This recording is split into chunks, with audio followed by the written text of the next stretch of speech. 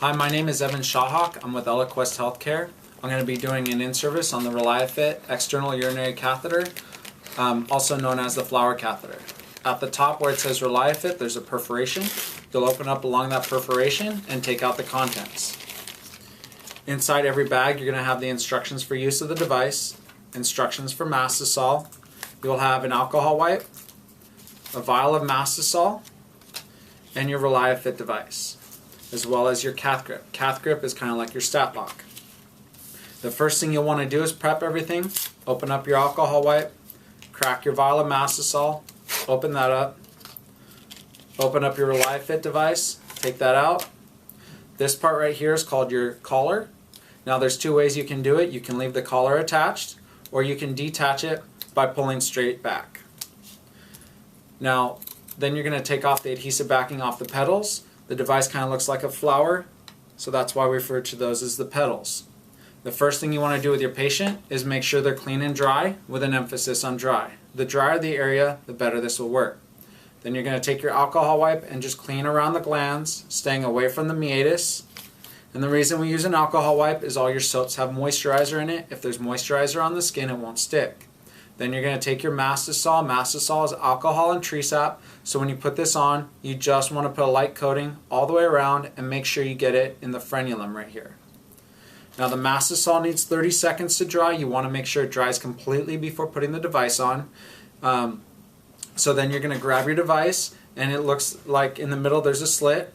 So when you put this on, you're going to match it up slit to slit with the tube facing down, making sure that the meatus is completely within the slit. Then you're going to press down on top and bottom petals, and if the Mastisol is dried long enough, the petals will stay down. If the Mastisol has not dried long enough, the petals will pop back up, and you want to wait an extra 10 to 15 seconds before pressing them down. Then you're going to take your collar. If you left the collar on, you're simply going to flip it down. However, if you had taken it off, the way to remember it is it looks like a smiley face when you put it on. So you'll put it on smiley face up, not a frowny face. Take off one side of the adhesive backing off that collar and put it on, wrapping it around, making sure that the petals are completely covered.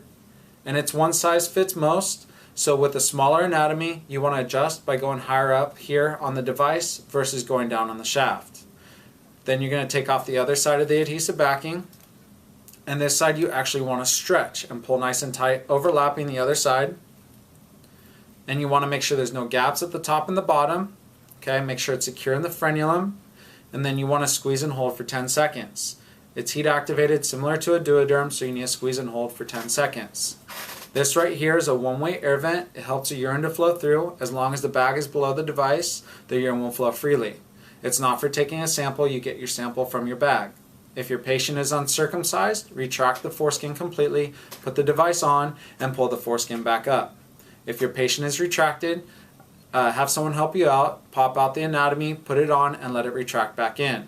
Patients that can wear this are patients without urinary retention or blockage, patients without hypospadias or phimosis, and they need to have intact skin.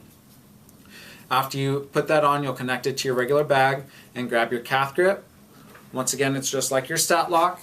When you're putting this on, you're not going to place it on the inner thigh like you would a stat lock. You actually want to go further down, give it some room, put it just above the knee. Now, placement inside, top, or outside is up to you to determine. And you'll want to put some Mastisol down before you put this on. After you place it down, you'll pull your tubing through and pull your bread tie through secure. And you can either do one or two. You can cut this or do what you will to make this work for your patient's needs. After you put that on, you can readjust it as many times as you need. The device can stay on as long as it's intact, as long as it's not leaking, and after a while it can turn a milky white. At that point you want to remove it, but you don't have to change it every 24 hours. It can stay on as long as it's intact. When you want to remove it, you want to grab your detach-all and squeeze the detach-all underneath as you roll it up and over. Just take your time when removing it, making sure that the detach-all gets underneath.